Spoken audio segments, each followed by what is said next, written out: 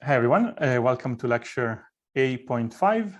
Today we're gonna switch gears and rather than talking about, let's say, efficiency benefits of interacting proofs, which is in some sense all we've discussed so far, right? Either for intractable languages or for tractable languages. Either way, it was some efficiency improvement gained by the verifier compared to by itself. Today, we're going to have a lecture about what interactive proofs bring in terms of privacy properties. Okay, and so this brings to the notion of zero-knowledge interactive proofs. So, right. So this notion of zero-knowledge, informally, it means that what we want to do is want to protect the privacy of the prover. So suddenly our focus, which so far was to primarily protect the verifier, now shifts on the other side.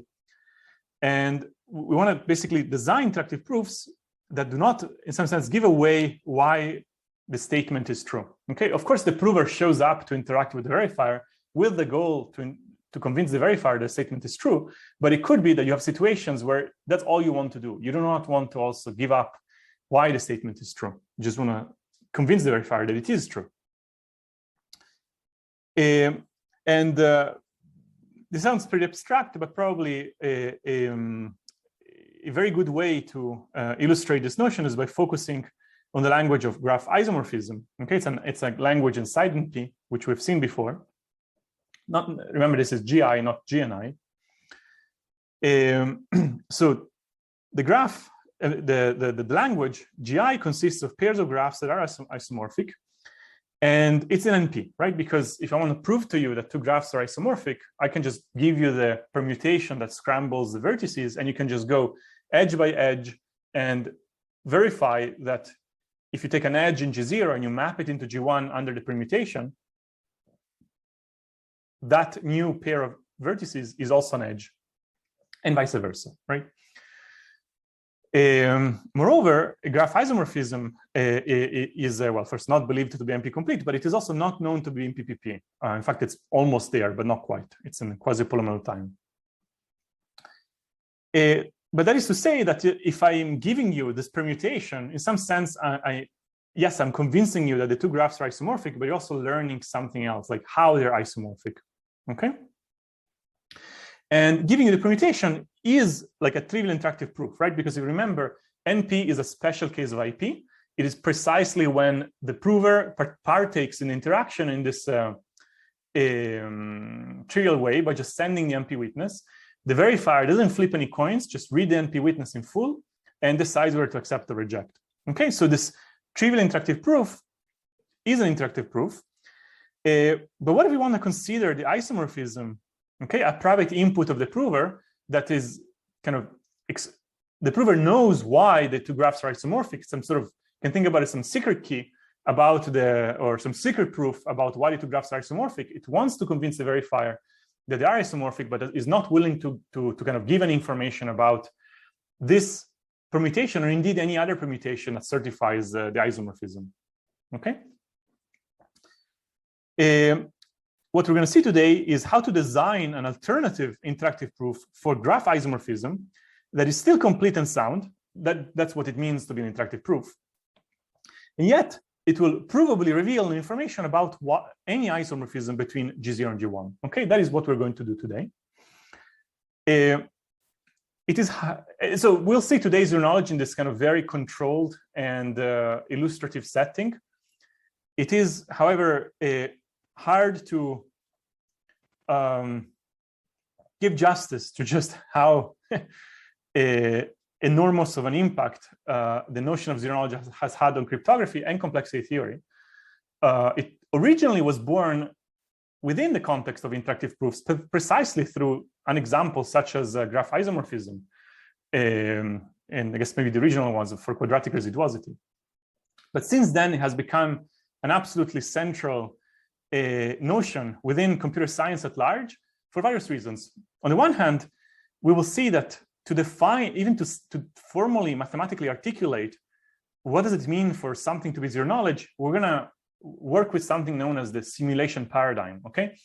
this simulation paradigm is a perspective that without it, it would have been really, really difficult to formulate numerous other cryptographic goals that becomes much easier to understand and to formalize if you understand what the simulation paradigm is. Okay, so this was the first known instance of that paradigm, and since then sort of has become like a truly invaluable perspective in cryptography.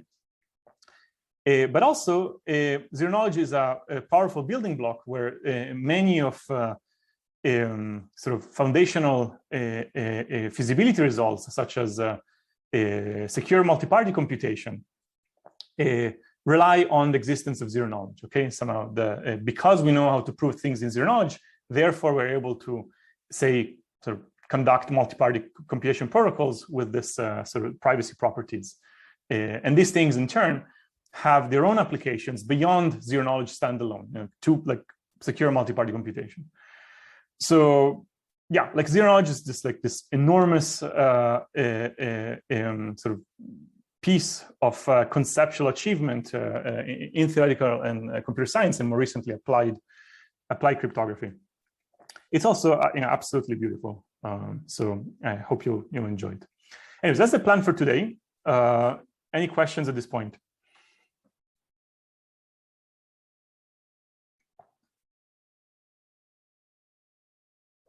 Okay, so off we go.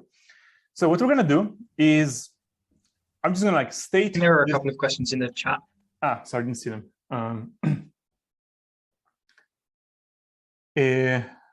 Okay, so let me just go back. So the question is, are there other paradigms for ZK?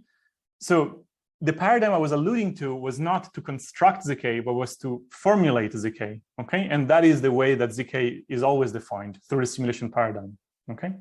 So in some sense, it is the only paradigm. There are other things that you can talk about, like weaker notions, like witness indistinguishability. Those do not go through the simulation paradigm, but it's also not zero knowledge. And does ZK for specific languages imply other cryptographic objects? I'm not what specific languages means, but sort of ZK for various interesting things has its implications. For example, ZK for NP also implies ZK for IP. For instance, that's an example of an implication. And ZK for NP implies sort of all the secure multi-party computation things.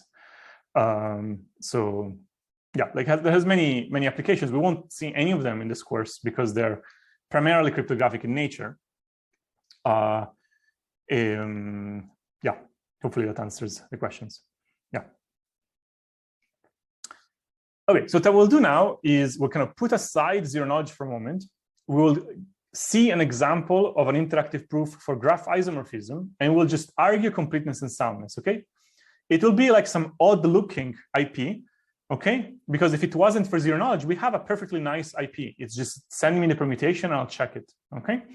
So this would be some other more kind of convoluted way to prove the same thing, but we'll see later it satisfies zero knowledge, but that's only later. For like in this slide, we'll establish completeness and soundness, which they still have to hold, right? Because it has to be an interactive proof.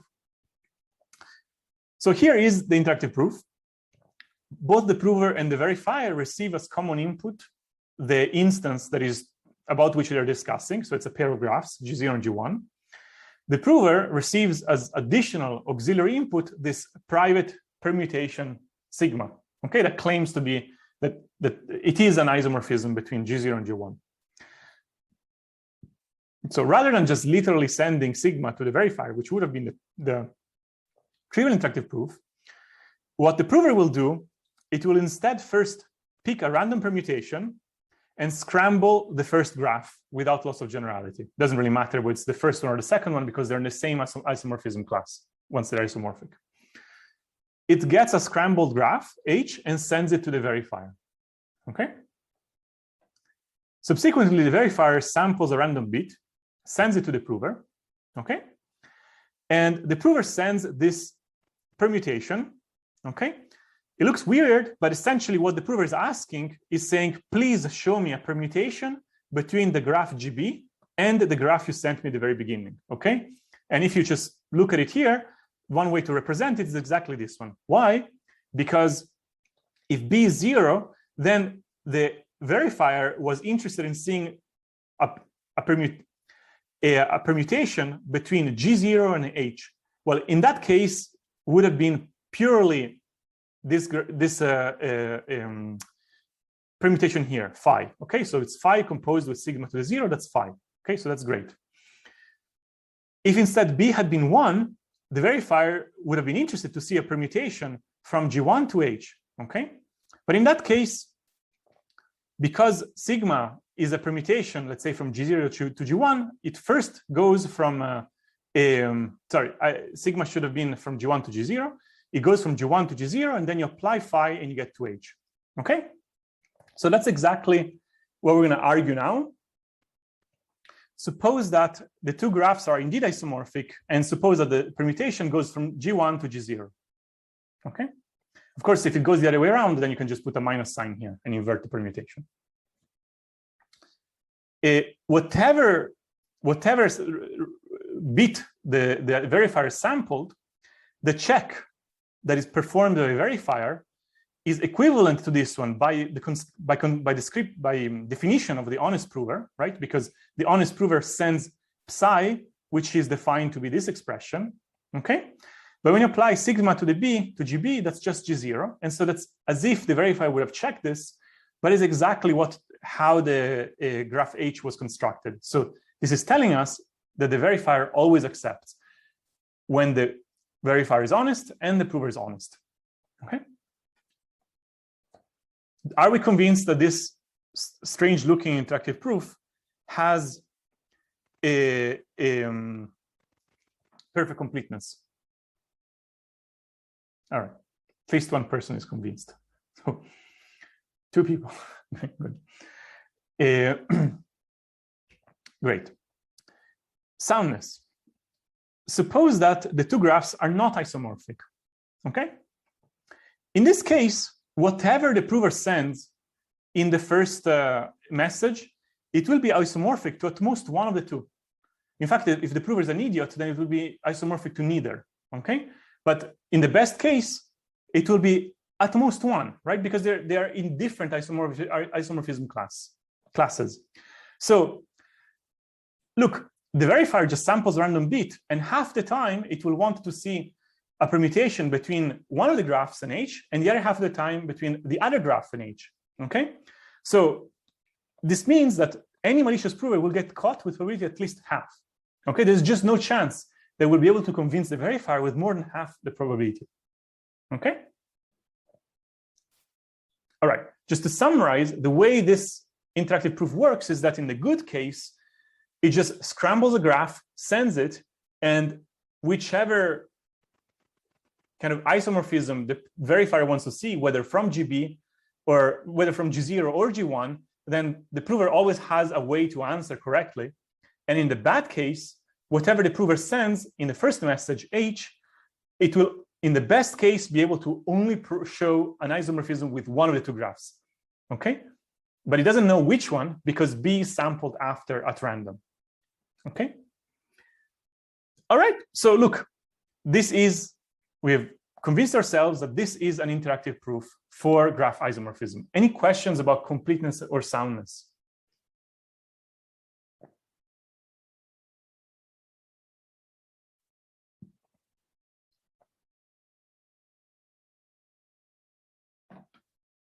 Okay, that's a pretty sort of simple protocol, certainly compared to other interactive proofs you've seen the last couple of days. Okay, so now let's go back to trying to define zero knowledge. And the first realization is that if we want to argue that whatever we've seen has some privacy properties, we cannot do it unless we actually stick our neck out and propose a definition, right? Otherwise, what are we going to prove, okay? Or actually, let's go back for a moment. Yeah, like you can see intuitively, okay, we're not sending sigma, so sigma is never sent. Sigma is kind of masked by this phi, but what does that mean? Like, this is just feelings, right? So we cannot just like stare at something and convince and think maybe it is a reasonably private interactive proof. We have to articulate what we mean for something to be zero knowledge. That is a mathematical definition, and against that, definition, we want to try to prove whether it satisfies it, okay? That's the only way forward, okay? There's a question about why are we sampling a random permutation? Why not to pick any? Well, that's going to matter, okay? And more generally, as we'll see, for zero knowledge, it is almost always important for the prover to contribute randomness, okay? So it will act in random ways that kind of smooth out the information in a way that can be kind of simulated, as we'll see in a moment, okay? You want to kind of create a distribution that hides information about the particular private input that you have, okay? So this will come up very soon, right? So it's actually very important that this permutation phi is sampled at random. All right, so now we kind of put aside, yeah, and here for zero knowledge, we cannot assume without generality that the prover is deterministic, because usually that's done for soundness, right? And for soundness, we don't care what the prover does. Here we do care because it's the honest prover. Yeah. So here is a definition, and we're going to first consider a special case where the verifier acts honestly. We'll come back to the general case later. We're going to say that an interactive proof for a language L is honest verifier zero knowledge. And now is the first time in this course that we encounter the idea of a simulator, and we're going to try to conceptualize what does it mean. If what? Well, we want to compare two things. We want to compare what the verifier learns during a real interaction. Okay, so here's the verifier that shows up and talks to the prover and has a certain view. We'll talk about the view in a moment. Okay, and what we want to say is that whatever things it learned, there is a machine, an efficient machine, probabilistic polynomial time machine that we call the simulator, such that if the claim was true, then the simulator produces the same information. Okay? Crucially, this machine does not have access, for example, to any secret isomorphism. It just only knows the statement, not why the statement is true. It is promised that the statement is true, but nothing else. Okay? So let me just kind of dig deeper. So what is the view? So the view of the verifier in an interaction is, well, it's everything that it sees. So it is its randomness. So clearly the verifier uses its own randomness, so it clearly sees its own randomness. The theorem, so the instance, right? And all the messages that it receives from the prover, right? That is everything that happens in an interaction, right? The prover shows up, talks to the prover, and goes away. What has it learned at the end of the day? Well, whatever random coins it had anyways in its pocket, whatever theorem they were talking about, and whatever was received. Do we agree that this is the only things that the verifier knows about, like, and we are interested to discuss, right? So we basically want to try to understand, does this random variable contain any private information coming from the prover? Okay. So before we go back to the definition, are we at least happy with what is a view? Can I ask a clarifying question? Yeah. So when we are writing that left side is equal to the right side, we treat both of them as random variables, right? Where in the left part, the randomness comes from the randomness of the simulator, and in the second part, the randomness comes from the randomness of the prover, right? And then we want that prover and the verifier. And I'll come back to that in a moment. I moved here for a moment in order to come back to this one in a moment. But yes, what you said is correct. Just the second part is over the randomness of the prover and the verifier. But specifically with respect to the view, are we happy with that? I've left nothing out. This is all the verifier knows in the world.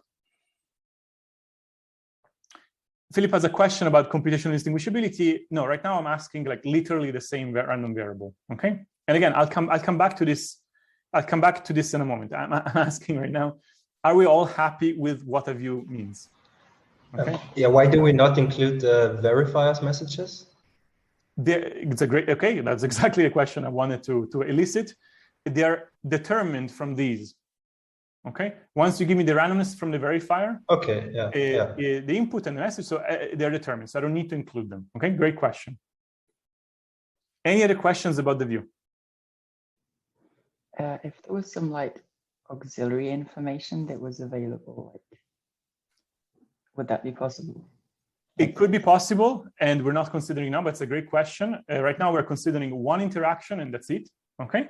But sometimes zero knowledge is defined with auxiliary input, and sometimes zero knowledge is considered in an environment with other zero knowledge protocols. That's like composability questions, and we won't get into it today. It gets messy very quickly. But yes, that is something else that basically you could come in with external information, or you could be like interacting with other protocols at the same time, and those are bringing in information, and you have some sort of, yes, and I'm excluding that. But putting it, let's say that, you know, this is the only interaction that we'll ever have, like in vacuum. This is all the verifier has, okay? Its own randomness, the theorem, and the prover's messages. Its own messages are determined, and this is a random variable, and basically thinking about zero knowledge is equivalent, or at least is the same as thinking about, does this contain any private information, okay? There's a question about, what about the verifier's internal state? Again, the internal state can be determined fully from these things, right? From here, you can just run the whole interaction and nothing is unknown, okay? The internal state is the same thing as talking about its messages. It's all determined fully from this. So, and now we come to like the core, like the beautiful idea of zero knowledge. How are we going to articulate that this random variable does not contain any private information? Well, one way to do it is to say, let's take the one public thing out of all of these, the theorem, okay? And give it to a machine, an efficient machine, okay? And ask that machine, without the help of the prover, given that the theorem is true, to just recreate this whole random variable perfectly from scratch, okay?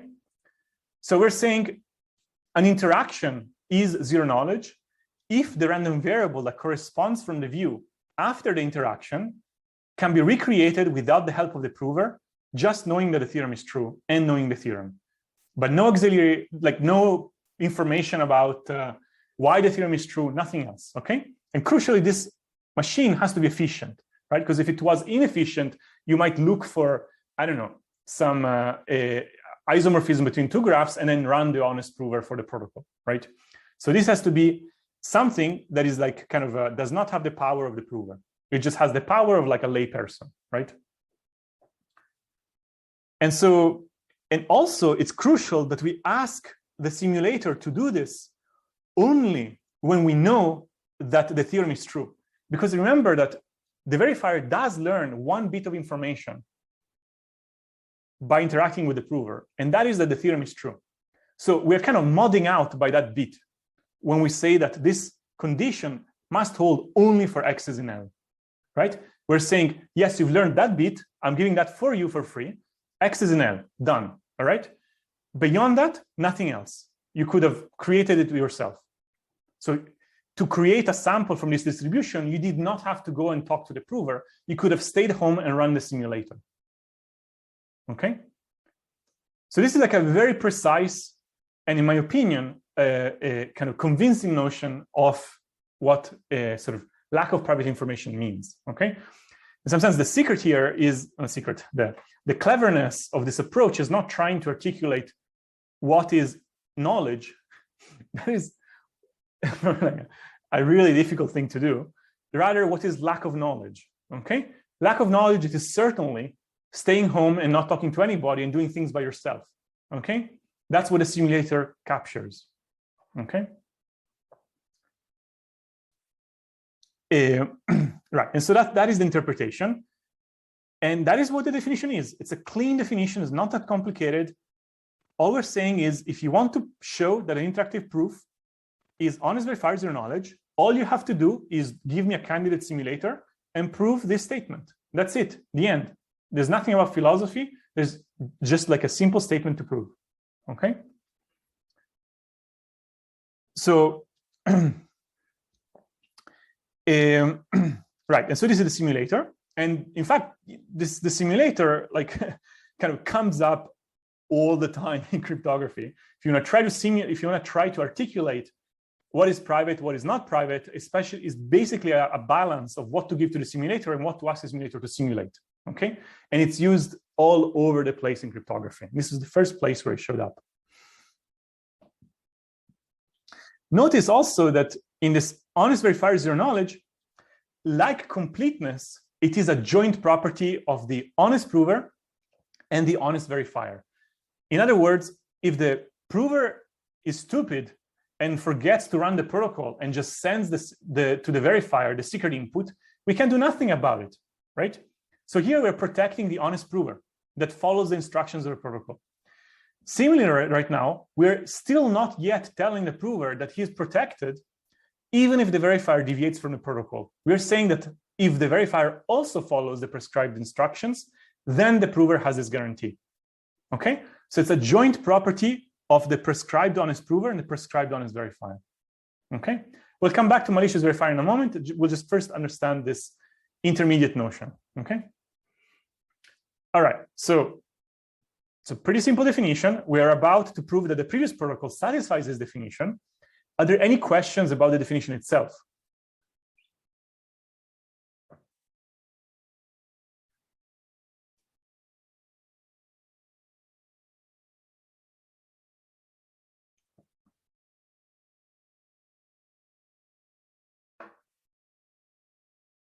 I hope it makes sense. It's again, it's a beautiful, I don't know, like approach, and the fact that it can even be fulfilled, it's amazing.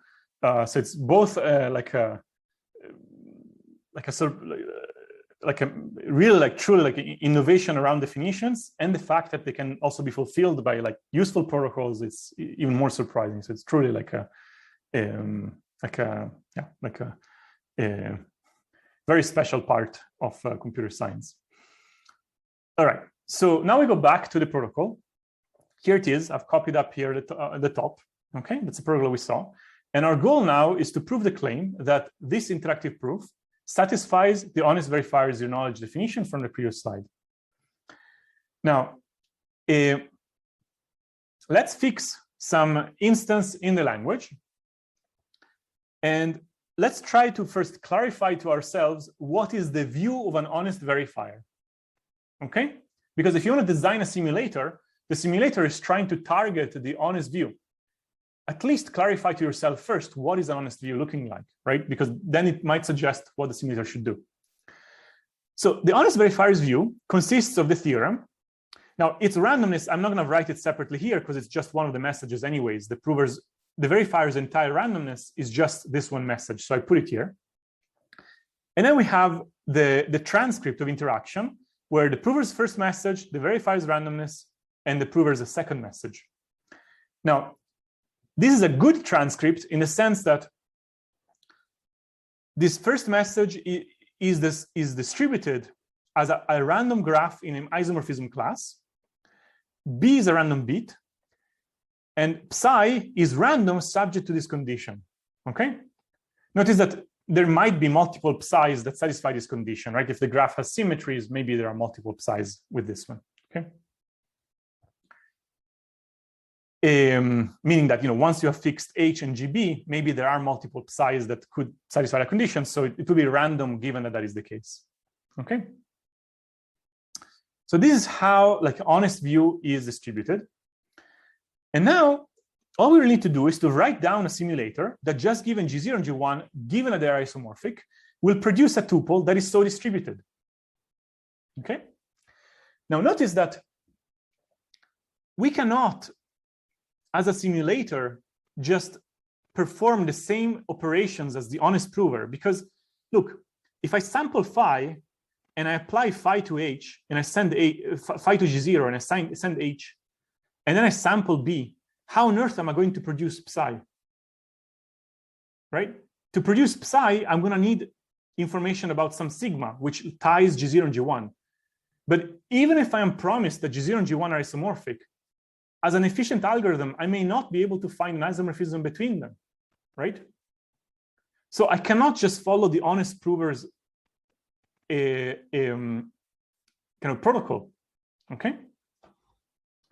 This in general is a hallmark of zero knowledge, right? Like the simulator have to do something slightly different from the honest prover, because otherwise the prover could have just convinced the verifier of these things in the real world, okay? So you need some edge. And the edge we're going to use is the fact that the simulator does not have to reason chronologically. It just needs to produce the right random variable.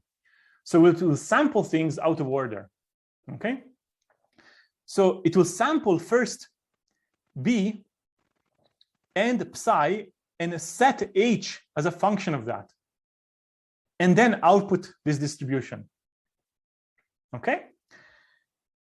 And the two tuples are equidistributed because let's see, well, G0 and G1, that's the input that comes in, great. They're isomorphic. So H, is it or is it not a random graph in an isomorphism class of G0? Sure, because look, we picked a random B, then we applied a random permutation, and we applied this random permutation to GB. This whole thing is going to give us something that is equidistributed as if we had sampled phi and applied to G0. It's the same thing, the same random variable, okay? Is B a random bit like it should be? Yeah, it is. We sampled it as a random bit. Is psi random subject to this condition? Yeah, we sampled it, and then we made this condition be true by computing H that way. So this tuple is distributed the same way as this tuple, and that is why the simulator satisfies the condition. All right? Now, in arguing that they're equidistributed, we had to use the fact that G0 and G1 are isomorphic. That's why it's okay to apply psi to GB, okay? We crucially use that. It's not surprising that we have to use that fact, okay? Okay, so that was pretty mechanical in some sense. We just checked what was the honest view, and we designed a simulator for it. Again, no philosophy, no weird musings, just like proving theorems, okay? Even though we're talking about knowledge, right? Or lack thereof. All right, any questions about how this simple interactive proof is honest verifier zero knowledge?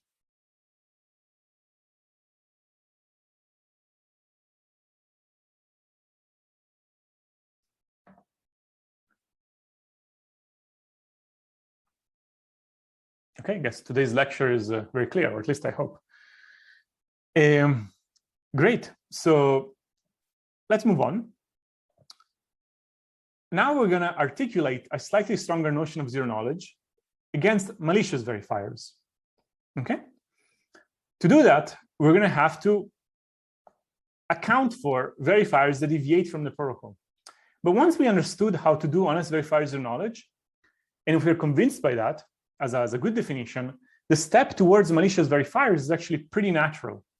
What we're going to do is we're gonna basically say, fix a simulator, and then consider whatever instance in the language and whatever malicious verifier, and just make sure, just remember to give that verifier to the simulator as an input as well, right? Because look, first and foremost, you have to give the code of the malicious verifier to the simulator, because I don't know, if the verifier decides to jump as opposed to, I don't know, lie down, how does the simulator know to do that, right? It needs to know what the malicious verifier would have done in various operations. So we're giving it its chance to know it, right? So its goal now is to basically say, okay, I want to simulate the behavior of the this verifier when it interacts with the prover on this input, okay? And of course, different verifiers may do different things. And so the simulator's strategy will have to depend on the specific verifier it's trying to simulate, whose view it's trying to simulate, okay? Now, a couple of considerations here.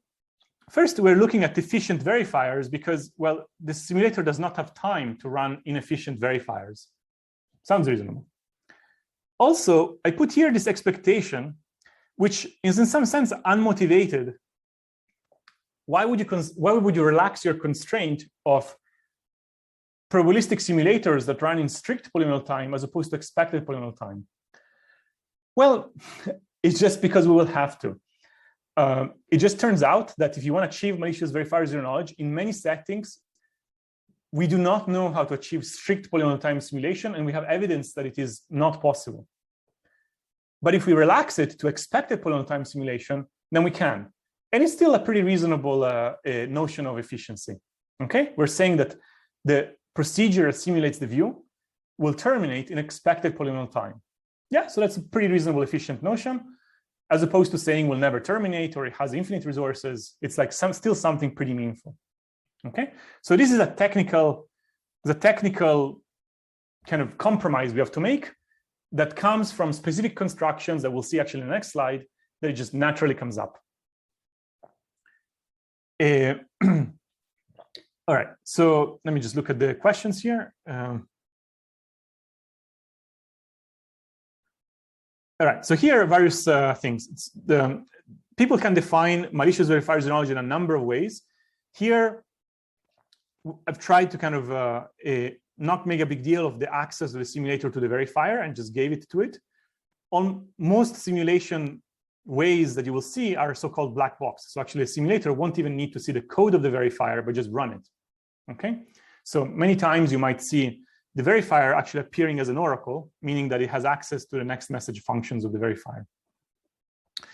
Another question has to do with the quantification.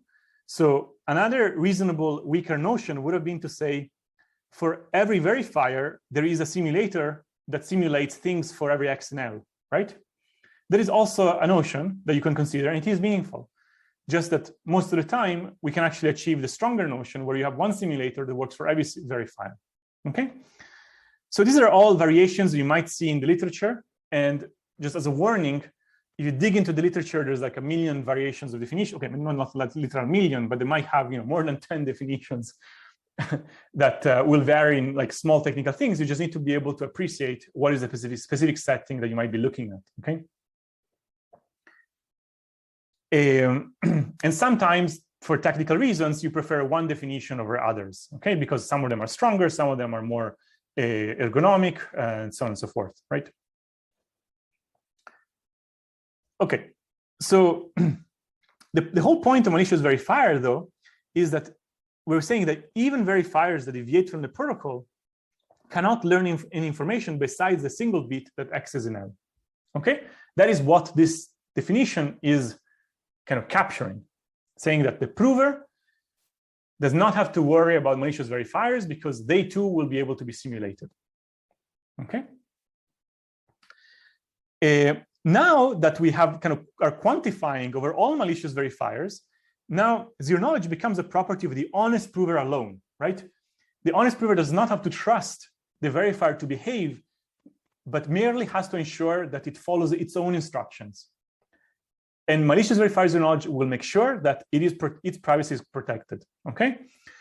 So, and here kind of putting the full comparison, completeness is a joint property of the honest prover and the honest verifier. Soundness is a property of the verifier alone, regardless of the prover. Honest verifier knowledge, as we already remarked, is a property of the prover and the verifier. And now we have seen that malicious verifier zero knowledge is a property of the honest prover alone, okay?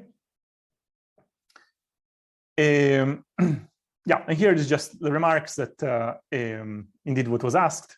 This inexpectation is because of technical reasons. It's still it's a meaningful relaxation that makes it a lot more usable.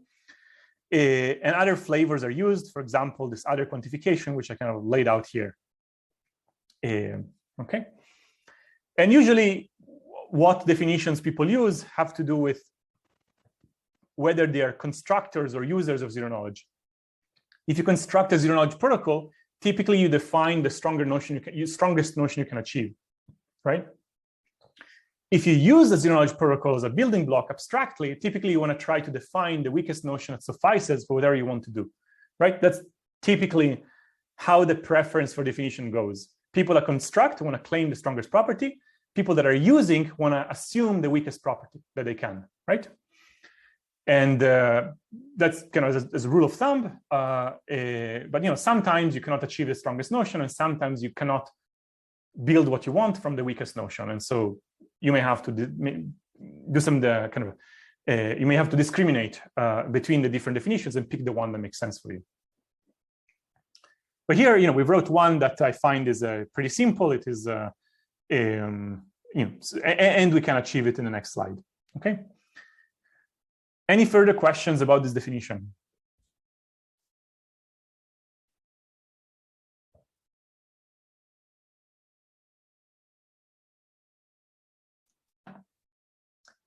Again, another beautiful notion. Once you understand honest verifier zero knowledge, the step towards malicious verifier, it's much more kind of manageable. And it's just like the natural thing you would write if you want to account for malicious verifiers. So, yeah. Is the expectation over v tilde as well? Excuse me? Is the expectation over v tilde and x? Yeah, it's over everything. So what if there was like a single v tilde that it always ran in exponential time for? Well, we're saying polynomial time verifiers. Yeah, but let's say there's a v tilde that you can only simulate in exponential time. Is that still zero knowledge? Again, the verifier is bounded to be in strict polynomial time. So whatever you do will always finish in polynomial time on every coin toss. It might take exponential time to simulate, right? Excuse me? But it could take exponential time for the simulator to run. Okay, so you're asking about the simulator, sorry. Yeah, like the simulator running in expected polynomial time means that there is some chance that it might run in exponential time. So if that was true for every single input to a particular verifier, like would that not make that verifier bad? It might gain some knowledge. No, we are fixed. So this is over the simulator. Okay, now I understand. This is over the simulator's coin tosses. Okay, so okay. So the simulator has a running time that is a random variable.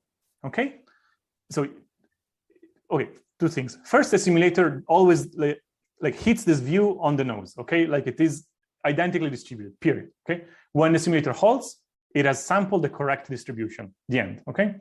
Separately, its running time is a random variable over, of course, its own randomness and its randomness alone, because there's no other randomness here. And when you take the expectation of that random variable, it is a function that is polynomial time of the input x. Okay, that's what it means. It does mean that there might be with some probability, it might run in more than polynomial time. Okay, but this will have to be balanced by some other things so that overall in expectation, it's in polynomial time.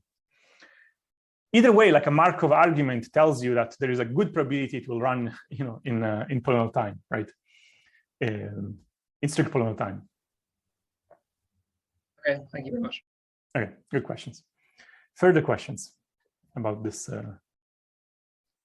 And if this sounds very abstract, again, like in the next slide, you will see an example of such a simulator, and it will have like a very clear distribution of kind of that its running time has a very clear distribution, and it's quite representative of the type of simulators people construct.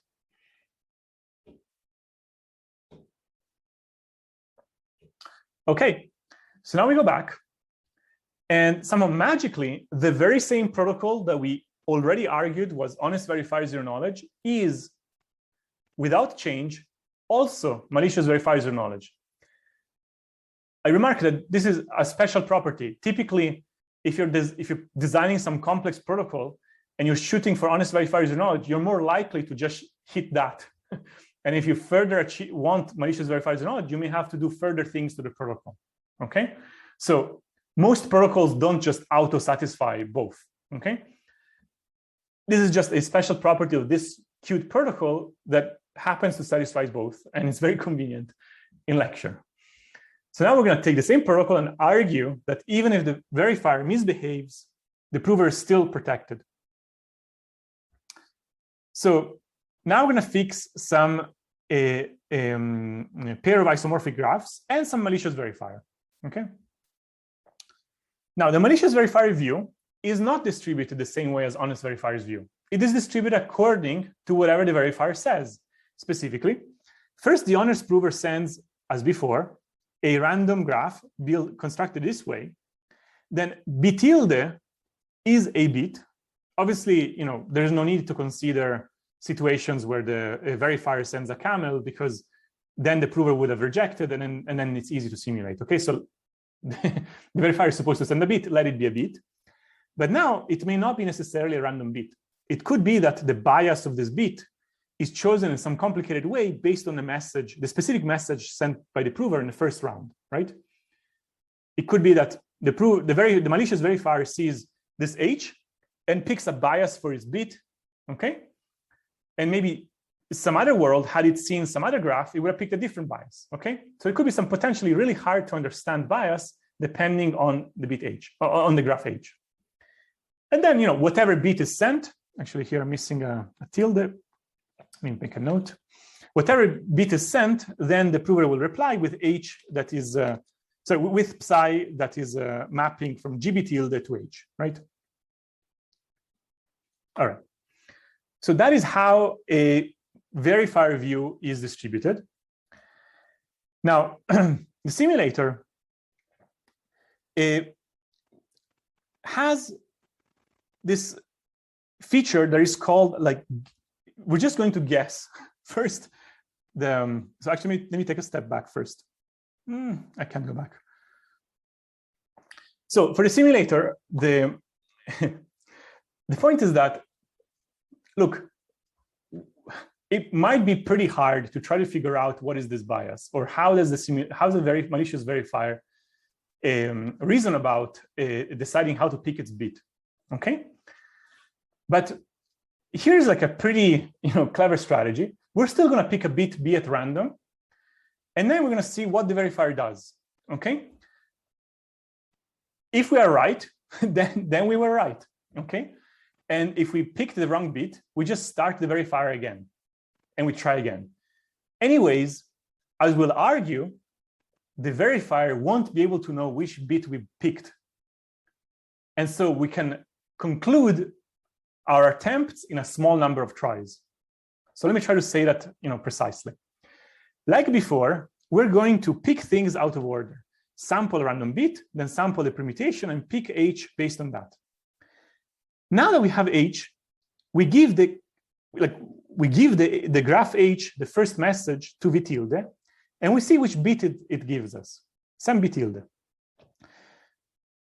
If it's different from the one that we had in mind and we were ready for, we just go back to step one and we retry again. Otherwise, we just output it, okay?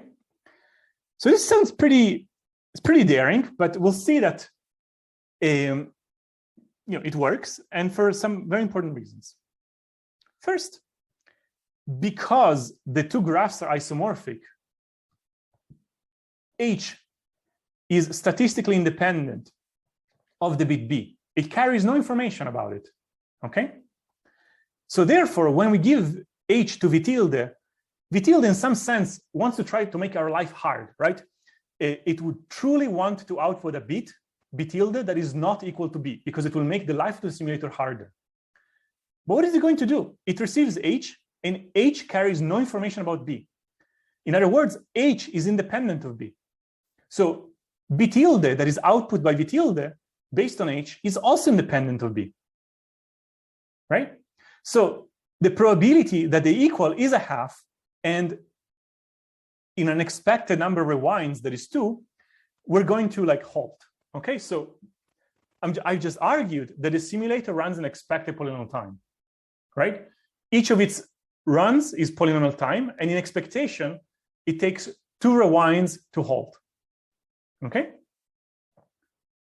So I'm not saying yet that the simulator outputs the correct distribution. I'm saying that it halts in expected polynomial time because the two graphs are isomorphic. But this polynomial time is, of course, dependent on the verifier, right? I mean, we can put longer and longer verifiers, and this will be unbounded. That's fine, but we have fixed it. We have fixed it, right? It's a polynomial time, right? So when we say that S runs in polynomial time, this is like a polynomial with respect to some fixed verifier. Yes, alternatively, you can say it is polynomial in whatever things and the running time of the verifier. Another way to say that. Thank you. Yeah, and yet another way to do it is, if you don't literally give the verifier to the simulator, you can put it as an oracle, and then you can factor that away, right? But clearly, right, so putting aside the specifics of the simulator, let's say you take the simplest simulator ever, just run the verifier, right? Let's say the ambiguity you just discussed will continue to exist, right? So you have to somehow resolve it one way or the other by just accounting for it, right? So yeah, different verifiers will have different running times, which if you're charging the simulator for that running time, you have to account for that, right? And a natural way to do it is you just kind of call it a parameter and you say that it's polynomial in that, right? That's one way to do it. All right. So are people convinced that because the two graphs are isomorphic, this simulator runs in expected polynomial time?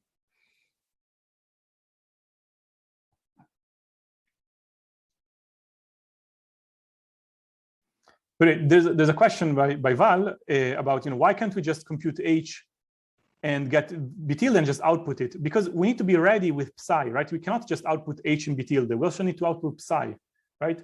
And psi, we would have to output psi relative to GB tilde.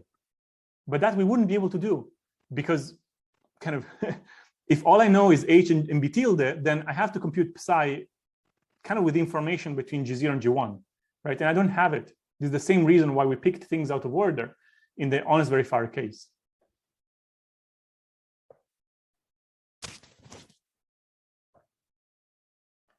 Right, I hope that answered Val's question. Like to summarize, the simulator does not know how to answer any B tilde. It only knows how to answer the B from which it computed H from. So that's why, great, okay. Again, it's crucial, right? So the malicious verifier wants to make our life hard, but it can't. H is independent of B. All right, but we're not done. This is just saying that the simulator runs in expected polynomial time. Not only we need that, but we need it to simulate, like to produce the correct distribution. So here, kind of, what essentially we're doing is we're doing rejection sampling, okay? And you might fear that by rewinding some number of times, we're biasing the bit, okay? But no, because they're independent. So one simple way you can argue it is to say, well, look, what is the bias of the bit we ultimately output given that it equals the bit B? Okay, because that's when we output things. Well, by kind of, what is this thing called? Has a name, this quality. I guess law condition, the Bayes rule, thank you. By Bayes rule, I can rewrite this conditional probability as the end of these two events divided by the probability that they equal, okay? But because, B is independent of B tilde, the probability that they equal is exactly half. And the probability that B equals to B tilde is again exactly half, right? So I can just write it like this way. And this is saying that the probability that B tilde equals 0, given that equals B, is the same that it equals 0 to begin with, okay? And this maybe is intuitively clear. This may or may not have helped, but it's the way to kind of formalize that we're doing rejection sampling, okay? That we're not biasing it because we're rejecting based on an independent random variable, okay? And so whenever we do output, kind of the output kind of has the same bias, has the same distribution. Okay. An analogy would be, I don't know, say that you want to sample, there's this nice sort of analogies from sampling from interesting distributions, like say you want to sample a random variable from a circle, okay? One way you can do it is you can sample a random variable from the square around it and just reject if you're outside of the circle, okay? This is like, for example, used for sampling something like in a circle, which could be awkward to do it directly using a computer program, okay? And because whether you're inside the circle or outside the circle is independent of kind of what is the distribution of the circle, then kind of the conditional distribution is still uniform in the circle, right? So it's kind of rejection sampling is that very same concept.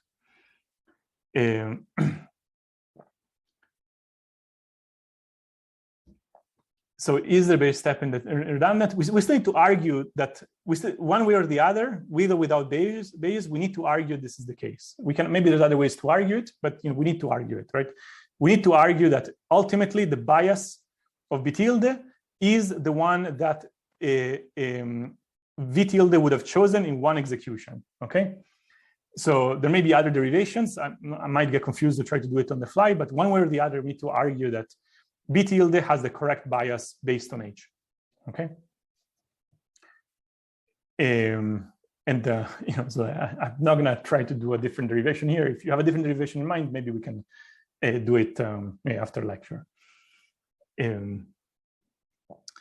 Any further questions about another point here is that notice that the verifier, we did not use its code. All we cared about was its input-output relationship. Given H, what B tilde you give me? The end, okay? I did not care about how you compute B tilde from H. Almost all, though not all, zero-knowledge proofs are of this character. Some of them actually use the code, and they're pretty advanced and complicated constructions. Is it possible to get a simulator that still runs in strict polynomial time, produces the exact view? In this case, no. And there are basically lower bounds that tell us that if you wanted a simulator to run in a strict polynomial time against malicious verifiers, then your language, cannot be too hard. Okay, and there are sort of theorems in cryptography that tell you kind of what happens there. But in general, let's say for interactive proofs and interesting languages, you generally expect an expected polynomial time simulator. But in other settings, you don't. And I'll actually point out a setting maybe like in one or two slides. I have a question regarding using the verifier in a white box manner. So how should this be possible? Because the simulator in our the way we define it, the simulator should be able to simulate for all verifiers. So this sounds really complicated, and somehow the simulator would need to parse the algorithm, and depending on what's in, so you cannot define in advance. Wait, hold on, I don't understand. So here we're just running the simulator. I mean, the verifier is a subroutine. What's complicated about it? Yep. How would white box simulation work? Because the verifier does not know that the simulator gets the verifier as an input, so he would need to parse his code and. Yeah, but we can. I mean, we have computers, right? So you can read code and you can run it. But yeah, I just can't see. Yeah, it seems tricky. But okay, never mind. Thank you. But look, in general, I can represent a program as data, right? And parse that data into a program and run it, right? That's how forget zero-knowledge simulator. I mean, an actual simulator, right? If you're running, I don't know, like a cell phone simulator inside a computer, right? That is what's happening, right? You have some representation of some Android system, and you just run it inside the computer, even though it's not literally like an Android, right? So similarly here, you have the description of a program, right? I just look at it and I start running it, and I just keep track of its program counter. I keep track of maybe its tapes, and sort of I myself as a universal machine, of course, you're going to need some universal simulator underneath. And again, simulator is an overloaded word in English right now. I'm talking about simulating the computation of other programs. But in general, okay, we're not discussing models of computation in this course, but it is a rather standard thing to tell a program, hey, here's a program, please run it as a subroutine. This is normal, right? And the simulator certainly can simulate. This is a terrible word. Maybe I should use emulate. It runs the verifier by emulating its computation, one step at a time, right? Okay, but first you try to write a simulator that uses the verifier in a black box manner, and if you can't do that, then you do this crazy thing and try to look at his code. It's just the order of things. So first you try the black box approach, which seems to be easier, and then. Okay, maybe I thought your question was about something else. I'm not trying to suggest what happens in a zero-knowledge proof where you must use the code. Whatever happens is magical, and we're not going to discuss it. Okay, so but in let's say I really mean it's pretty complicated what happens there. So and you do need the code, but it's actually connected to probabilistic proofs in some roundabout way, but we won't get into it now. But for normal ones, you're just running it as a subroutine. Like, so do we agree that this simulator, it is legit to receive a program and run it as a subroutine? You can think of it as a black box, right? Or not, right? Certainly, if you are happy as a simulator with a black box, you can only be happier if I give you the code, right? Because given the code, you can just run it, right? You can do more things, but this particular simulator is completely uninterested in those other things you can do. It doesn't need them, right? And, sorry, I thought your first question I thought was specifically about this, but you were asking about what happens in other settings. And whatever happens in other settings is just not this, it's just other stuff.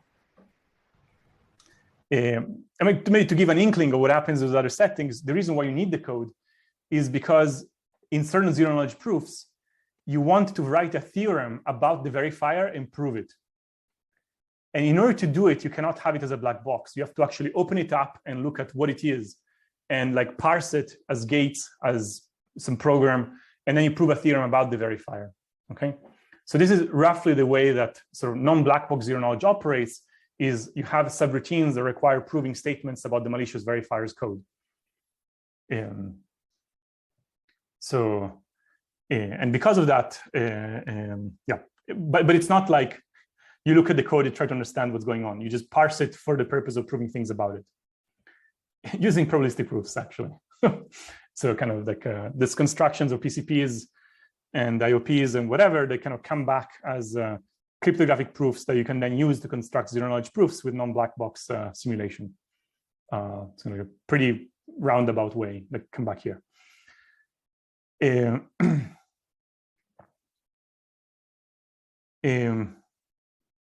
question by Philip is saying, like, is it the case that, if you achieve zero knowledge in a black box way, is it stronger than non-black box? Yeah, because we are kind of tying the hands of the simulator in some way. We're saying, look, you must simulate, but you cannot look at the code. You can only use the input-output relationship of the function. So this can only be a stronger property. And it is. Like, there are settings where you do want to use black box simulation because it has some extra, composability properties that are like nicer to use than if you didn't have that. Okay. Good questions.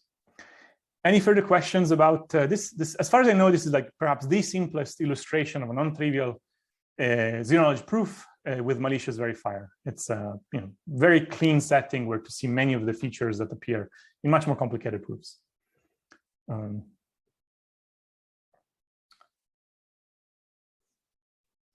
Now, a couple of points about honest verifier versus malicious verifier. You might ask, wait a second, like, who cares about honest verifier? Like, if I couldn't trust the verifier to learn information, if I couldn't trust the verifier to share private information to begin with, how could I trust them to not misbehave if there's an opportunity to learn private information, right? Yeah, like, look, fair point. But there's like two answers to that. One is that honest verifier zero knowledge actually is a complexity class of its own with nice properties, and people study it kind of regardless of applications. Oh, that's a bit of a silly answer, maybe more of an answer for a complexity theorist, okay? But the other answer is that there are cryptographic compilation methods where kind of the malicious verifier will come for free after compilation. And the canonical example is the Fiat-Shamir transformation, which is not subject of this school, but some of you may have heard it. And it is a way to take an interactive proof, turn it into a non-interactive proof. And it has the property that if the thing that you started from was honest verifier zero knowledge, then after compilation, it is malicious verifier zero knowledge for free, okay? So there are settings where even though ultimately we both agree that malicious verifier zero knowledge is what we want, merely achieving honest verifier zero knowledge as a stepping stone is a useful goal, okay? So because of both of these reasons, honest verifier zero knowledge plays an important role nonetheless throughout cryptography and complexity theory. All right. So, okay, great. So we've seen one example, proved both properties about it, honest verifier and malicious verifier. But it turns out that for interactive proofs, there aren't many good news about zero knowledge. Because look, we kind of started out talking about interactive proofs, and we gave this example to GNI, and then we say, oh, GNI is kind of uninteresting. What about CoNP, SharpSat, P-space? Went very far, right? Here we could say, okay, we did it for GI. How about NP, right? It would be nice to have zero knowledge for all of NP, for languages that are actually more interesting.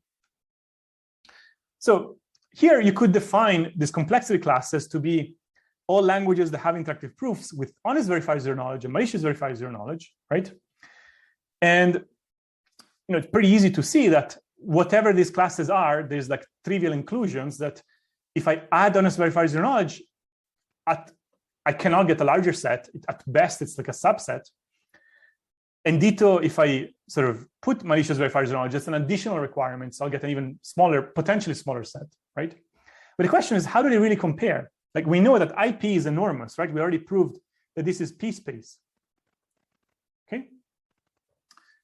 On the other side, we know that zero knowledge is kind of for free for BPP, right? Because the simulator can just run the BPP algorithm and that's it. There's nothing to simulate, okay?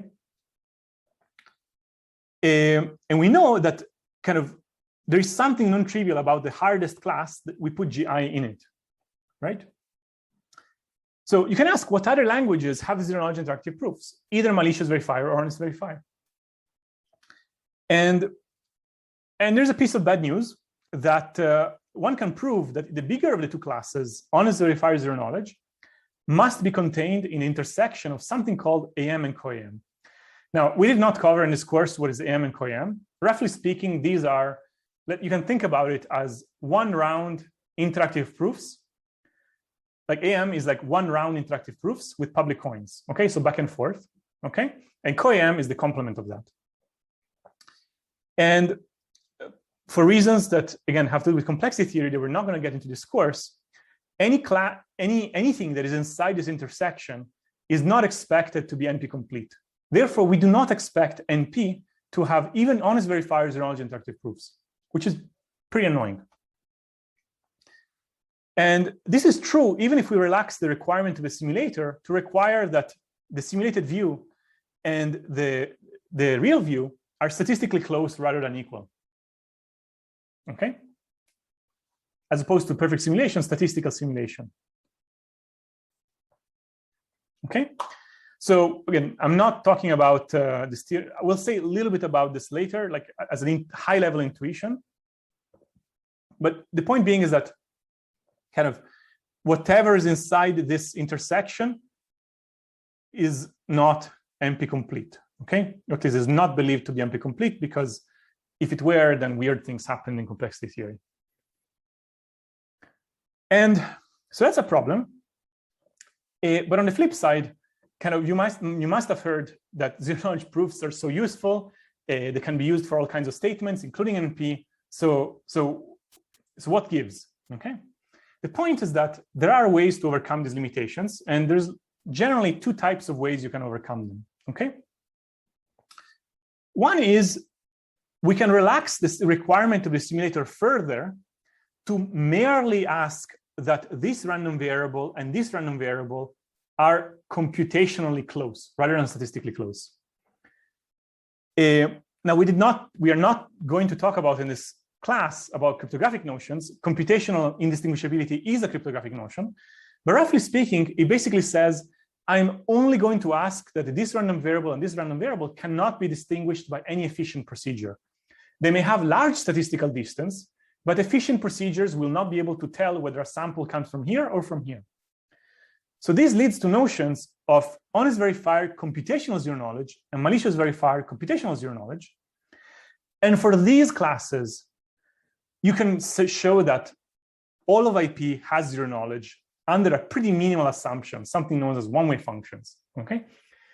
But anyway, this slide is a bit of an overview. I'm not saying like super precise things relative to the background of this course. I'm primarily kind of putting things in context. So one way to overcome the limitation is to say, okay, let's relax the simulation guarantee. And under some pretty minimal cryptographic assumptions, you can prove that any language that has an interactive proof has a malicious verifier, computational zero knowledge interactive proof, including NP, by the way, right? Because NP is included, and in fact, IP as well. This is it's a beautiful and sort of foundational result in cryptography. you know, if you have cryptographic background, I encourage you to kind of look it up and learn about it. It's a pretty kind of nice and elegant proof. But you know, this definitely is a way to overcome the limitation. There's an alternative way, which is to change the model. Okay, you just say, look, okay, I don't want to talk about interactive proofs. Let's talk about something else. Okay, and in fact, actually, in this course, we do talk about other interactive proofs as well, right? There's like IOPs, there's PCPs, I mean, other types of probabilistic proofs, and all of them, zero knowledge behaves a little bit differently in each one of them. Okay, it just so happens in interactive proofs is particularly limited. Right, so that's what I just said. I'll just mention perhaps the most well-known example of a way to circumvent zero knowledge, and that has to do with multi-prover interactive proofs. So you can define the notion of multi-prover interactive proof to be basically an interactive proof where you talk to two or more provers that cannot communicate. And with this multiple prover notion, you can prove that everything that has an MIP, this multi-prover interactive proof, has a perfect zero knowledge multi-prover interactive proof. In this case, in some sense, you can view the cryptography as being replaced by a physical assumption, the fact that these two provers cannot communicate. Okay, and built out of this assumption, you can essentially recreate something analogous to that in an information theoretic world. Earlier, there was a question about strict simulation versus expected simulation. This is an example of a setting where simulation is perfect and is strict polynomial time. So there is no need in the setting to have expected polynomial time simulation. There's another foundational paper. In fact, the paper that introduced multi-prover interactive proofs in 1988 was not about whatever other things multi-prover interactive proofs became famous for eventually. For example, hardness of approximation or quantum, so like MIP star.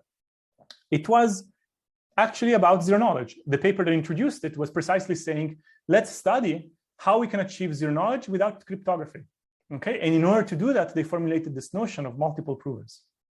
Okay, so, and the reason why I mentioned these is that kind of these are like the two ways in which it's helpful to remind yourself that how can you overcome barriers computationally or by just changing the model within your working. And for zero knowledge, both of these lead to very powerful results of feasibility for zero knowledge. Okay. Okay.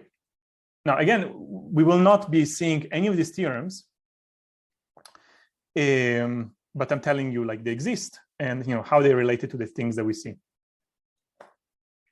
Any questions high level about what we've discussed?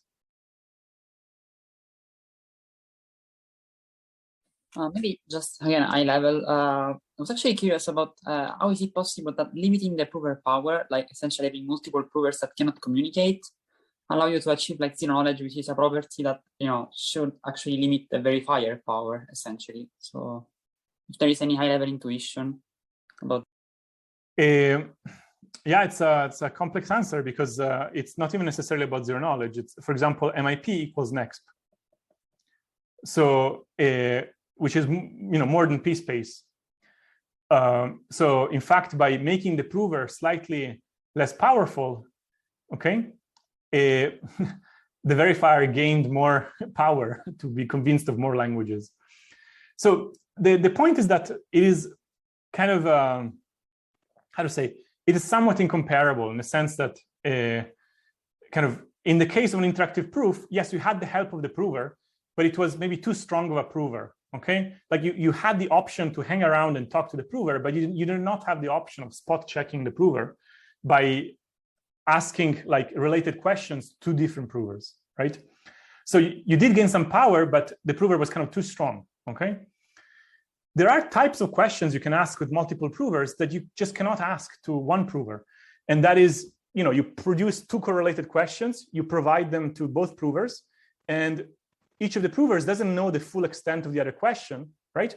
And this is like similar to when you try to gain this, the kind of human analogy that is usually made for MIP is that when you have two criminals and you kind of put them in separate rooms and they have a prior strategy, of course, they have agreed in advance some story, when you start digging independently in separate rooms, you will have an easier chance at learning the truth. And of course, you're better off that they are there than they hadn't been there altogether, right? So if there is no criminals to interrogate, you will certainly learn no information. So it is better to have the criminals around, but it's actually better to have them in separate rooms than together in the same room. Okay? See, and also I guess that this is also why, I mean, you can achieve like perfect zero knowledge. Like you have weaker prover, but the simulator has more power instead of the prover to actually simulate the transcript in a way. Yeah, the simulator has a more power in what it can do, and this power is explicitly used indeed in the MIP. Yeah.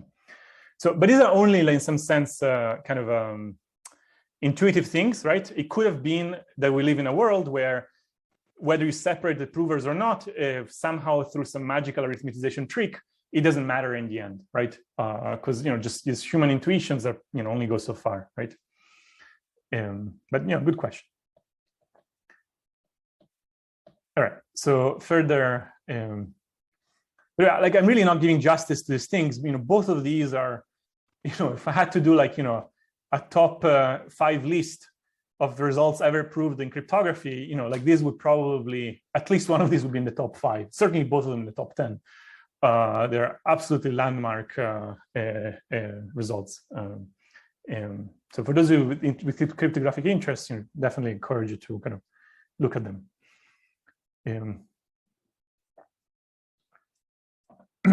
It's a good question about okay, but overcome this, overcome that. What's actually deployed in the real world? Okay? So in the real world, it's something even more different than that. So there's a third option, which is you can consider a setting where the way you help the simulator is you have a setup, like some kind of some public string that everybody trusts has been produced correctly, maybe some randomness or some structured string in the sky. This is called like a common reference string, okay? CRS, yes. And in that world, what is deployed is something that is perfect zero knowledge, but not statistically sound. It is computationally sound, okay? And we have good reasons to understand why it must be computationally sound and why it is perfect zero knowledge. So, so yeah, there's yet other ways to overcome these things. What is deployed in the real world are all non-interactive things that rely on a setup, whether it is just random or something more complicated than random. It's kind of beyond the point right now, and they're pretty much all perfect zero knowledge with computational soundness. And yeah, maybe there will be someday like a top 10 school, but for now, this is the one we have. Yeah,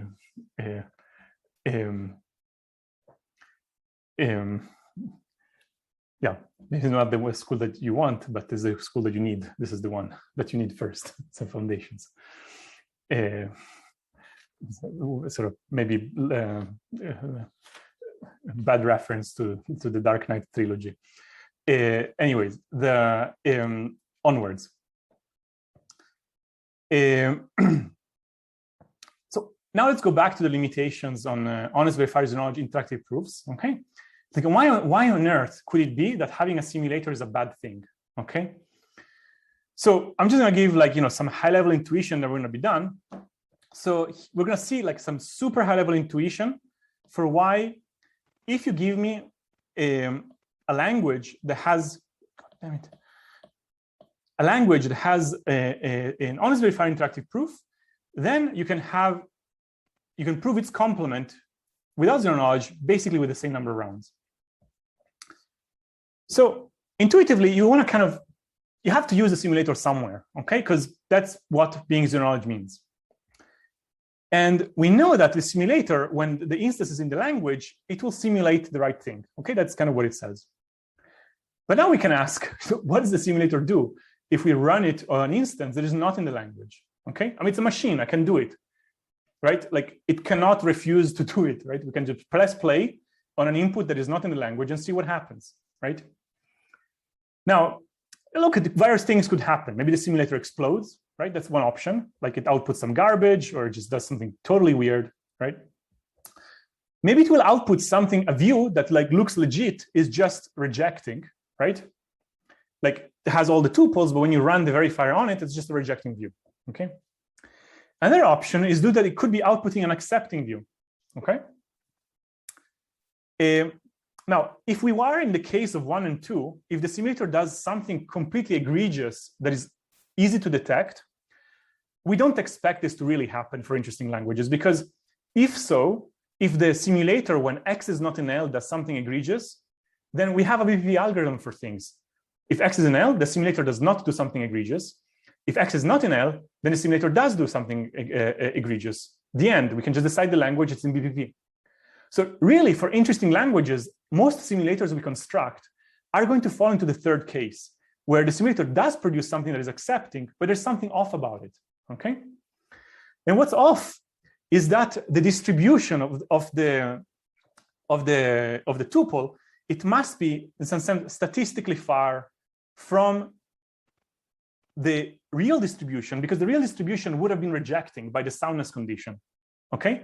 So when X is in L, you have the real view that is a rejecting transcript and the simulated view, which is an accepting transcript. So they must be statistically far, okay? And so at a very high level, what you can do is you design a verifier for the complement of the language, where you ask the prover to help you prove that whatever is sampled by the simulator is far from a real view, okay? And now, in 5 minutes, I'm going to tie this back to GI and show a connection between GI and GNI precisely because of this. Okay, I'm not talking about the general protocol, but I'm just showing what's a feature. So the fact that we have a zero knowledge proof for GI is the same reason for why we have an interactive proof for GNI. Why? So consider the zero knowledge interactive proof for GI that we have seen, and its zero knowledge simulator. So here's the proof for GI, and here's its simulator. Let's say the honest one, because it's enough. We've seen what happens when the two graphs are isomorphic, right? It produces the right view. But if the two graphs are not isomorphic, this one will still produce an accepting view, but with a different distribution. And we can actually use this to recover the protocol for GNI as a consequence of the fact that the simulator exists. If you remember, the protocol for GNI was something like this. This is the first interactive proof we've seen in the first lecture. It was basically saying, sample a random bit and scramble one of the two graphs at random and ask the prover, which graph do I have in mind? Because he was trying to convince me that the two graphs are not isomorphic. But if you see this thing here, this is like code directly from the simulator. And the bit B can be interpreted as the prover trying to convince me, hey, I know we are in the GNI case. The two distributions are far. Let me prove that to you. I know B tilde all the time, right? So you can actually view the GNI proof that we've seen at the beginning of the whole school as a side effect of the honest verifier simulator for GI, okay? And this is an example of a general paradigm. Like whenever you have a simulator, okay, you can basically leverage the fact that it exists by asking the prover to help you prove to you the complement of the language, okay? And this is pretty, I don't know, like a super kind of, I don't know, like a roundabout connection. And this is why, in the specific case of interactive proofs, we cannot expect such strong things. It's, roughly speaking, whenever you can prove a language and its complement in the same number of rounds, roughly, that means that you can compress number of rounds as well. And these are like other things that we're not discussing, but you can really see this phenomenon that connects zero knowledge for GI to something not zero knowledge for its complement, GNI, okay? And kind of this is kind of directly from the simulator up here.